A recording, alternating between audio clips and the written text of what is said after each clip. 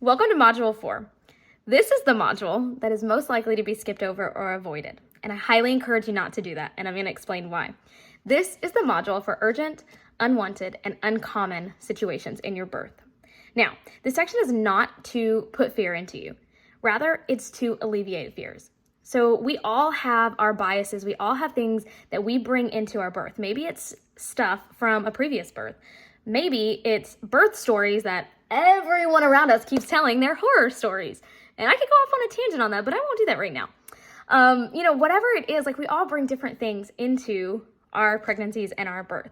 So this is a section to maybe kind of work through some of that and really tune into what those fears are so that we don't take them into our birth. We work through them ahead of time, and we know that if, this thing that I really don't want to happen, even if it happens, I still get to be in charge of the decisions that are made for my birth, and I still get to have dignity in my birth.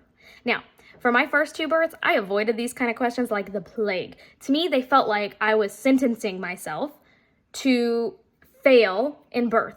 I was sentencing myself that I didn't believe in myself. And so I was like, well, I'm not touching that topic because I do believe in myself, and I do want to prove to myself, I guess, that I know I can have a good birth. And so I didn't even pack a birth bag. I did not consider any of the topics that freaked me out. And what I realized is I actually wasn't coming to that from a place of empowerment about my births. I was coming at that from a lot of fear. Okay, so when it came to my third and fourth births, I was kind of put in some situations where I had to face those things. I could have hid my head in the sand and ignored them, but that wouldn't have worked out so well. So what I found out was that if I was just to look things in the face and figure out what are my options if this worst thing happens, then I still get to have that dignity. I still get to birth the way that I want given those set of circumstances. I could still have the optimal birth that I want. So for me, I was terrified of an induction.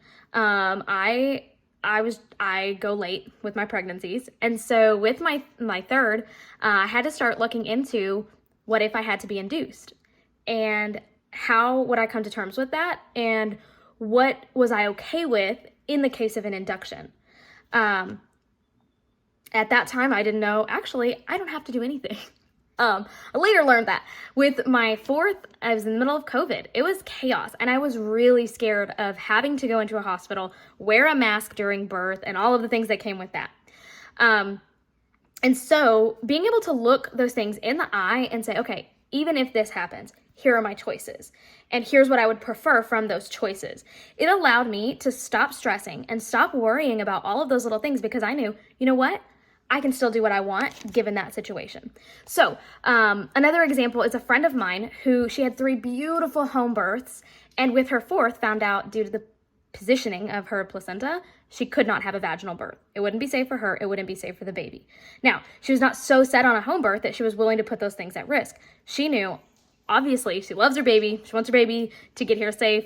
And so she looked into the different options, right? She knew she was going to have a C-section, but that's not the end of the road, right? There are options with a C-section. And so she was able to face that, figure out what her options were, and she came away from her birth experience feeling so empowered and so fired up because she still made the choices. She made the decisions going into it, and she knew what she wanted given that set of circumstances. So that's what this section is about. This section is about even when things don't go according to your ideal birth, you can still get your way. You can still decide what is important to you and how you want things to go. So as you go through this, take some deep breaths, take a look at your fears, and figure out what is most important to you and what are your options.